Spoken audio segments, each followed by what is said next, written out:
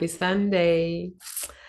Well, this is your style appetizer for the week. And, I used to, when I was doing style appetizers early on, I don't know, 6, 7, 8 years ago, I used to categorize them into different domains. One was the world of color, one was languages of style, which had to do with the ontological side of speaking the language of style. And one was color nomenclature, one was emotional nomenclature, which then later on inside of COVID turned into emotional eloquence, which I gave it a whole new domain. And so every part of this beautiful world of image therapy and the process of image therapy has basically many different pillars. Some of them are very physical and tactical, like are these glasses round enough and big enough, or are they too big, or are they too small, or is the side too skinny, or what's this brown doing on here, and are these pearls big enough or small enough, or can Liana even wear these pearls? What's happening with so all of that has to do with language. Everything that we speak and make distinctions on is happening in language. Without language, there would be little or no distinction. We would see the visual, would see the distinction between the hair color and the shirt. We would see the distinction between the colors that are going on in the background, the sizes, the scale. But without language, there really would be no distinctions. Distinctions happen in language. So why am I talking about this? Because so many of you who know me and literally I'm recording this because I just had an idea, and so I wanted to record this for you. We speak often, all the time, every day.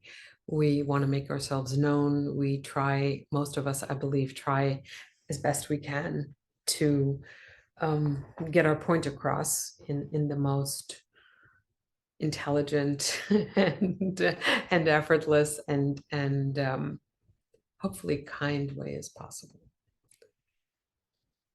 And then sometimes we don't. And so I wanted to record this style appetizer for today because so many of you have heard me say, "Beshino befarmo betamarg yemani darat."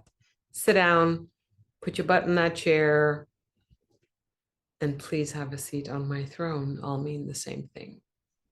And why am I recording this? I'm recording this because I had an interaction with a friend last night on the phone.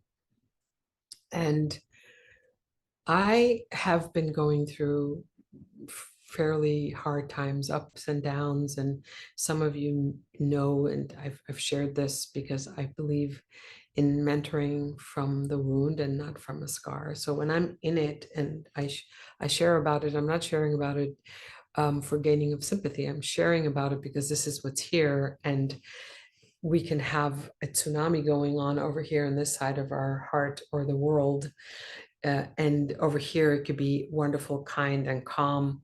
The father of a cousin could have passed away, and then that same evening I'm celebrating a birthday. So the tension, living inside the tension of the paradox of this, is all possible at the same time.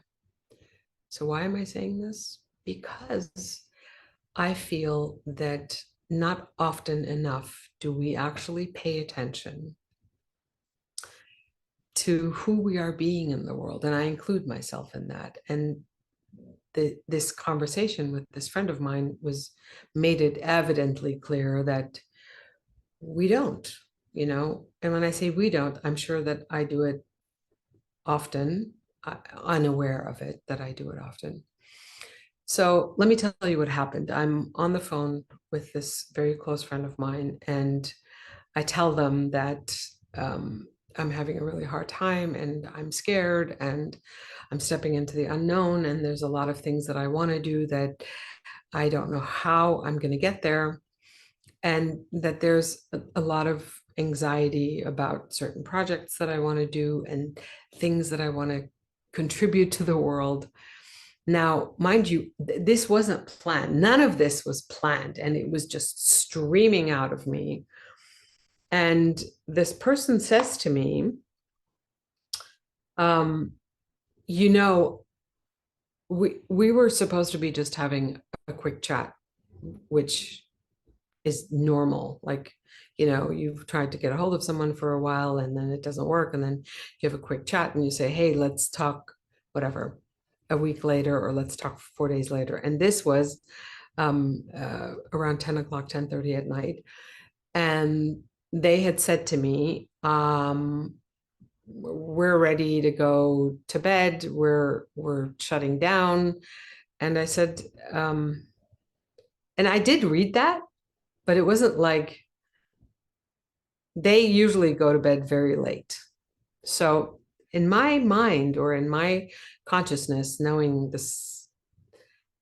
situation, or knowing knowing them, I wasn't like thinking, and that was my mistake.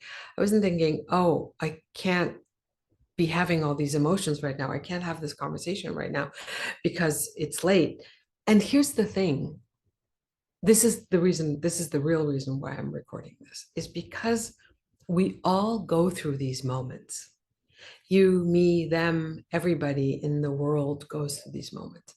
And these moments are not moments that are calendar moments. You can't say, hey, we're going to have a meeting about something that just occurred to you in a moment of conversation. These are not the moments that we put on a calendar, a year from now or a week from now. These are moments when tenderness shows its face through your heart in a moment. And I say this for the receiver and for the giver. It is up to us. It is up to us who are listening to be gracious onto that person. I don't care what time of day it is. And that's like a reading sensation. Read the person, read the room, read this specific moment. And I say this for all of us because I think that we get so caught up in our own stuff that we don't really have the bandwidth often. And I understand not having the bandwidth. However, when someone is very close to you, your mother, your brother, your sister, your cousin, your lover, your husband, I think it's worth digging deep and noticing that my brother needs me in that moment, or my daughter, or my grandchild, and that my desire to go to bed, or my I have to go to bed now, is for me. This is for me. I don't know how the rest of the world feels about this, and I believe that I am the masterpiece who masters peace. When moments like that occur, even if they occur a little bit more often in these times that are very difficult, God, find it in your heart to be gracious unto that person. Why? Some of you might say, why should I be gracious? Here's why. Because you can. Because you are able to read that person's heart because you're so close to them. Because I am able to consciously, quietly listen to their tears, even if they're not coming out, listen to the confusion, listen to the destruction that's happening in that moment in their mind or in their heart. We all have the capacity and the agency to show up for one another. And that didn't happen. But what did happen was that I was in a conversation of I was in this self conversation, a challenging self conversation, and they had called me. And I just went off on a tangent. They said, how are you? And I said, there's all this stuff going on, and I'm listening and I'm watching and I'm watching old footage from my childhood. And so there's a lot going on. Okay. And this person says to me, and I said, why do you think this is happening? And why do you think I like asked for some feedback or something? I was really upset. And this person, they say to me, I don't know why that's going on, but I do know that I let you know that I'm about to go to bed and I can't have this conversation right now. And that was really interesting for me. It was interesting and it was eye-opening, and it was so a lot of things happened. And I know this is getting a little longer than I thought it would get. It was eye-opening. And what happened inside of me, I felt shame for many different reasons. The first reason I felt shame was because I felt ashamed that I had allowed myself to get so vulnerable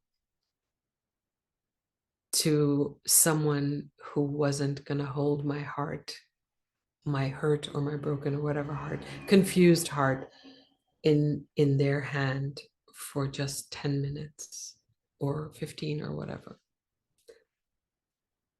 And that wasn't even the thing. It was the way that this person chose to tell me that they didn't want to hear this.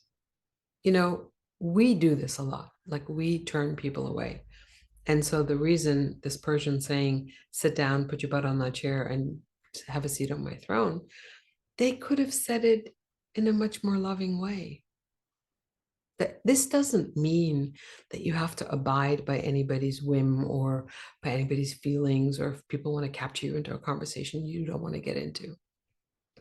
We can say things like, my God, I really hear that you're hurting, and I I'm so sorry that this is so hard on you. I am here for you, and I'm really tired, and I'd like to be in service as a friend, or however you want to say it. So there's other ways of saying it, you know? So say what you mean what you say, and don't say it mean, I think is the first step to world peace. And if you are a masterpiece who masters peace, then my invitation to all of us is to be kind. Because if at all possible, we should all be kind, and it is always, always possible, and in all ways. So now be kind to yourself. Go into your closet. Tell me which corner of the universe you're lighting up today. And be kind to yourself in the mirror. You know, I think that when we are unkind to others or we're brash to others, it's because we are brash to ourselves. I love you. I can't wait to see you in person. Go have a beautiful Sunday. See you.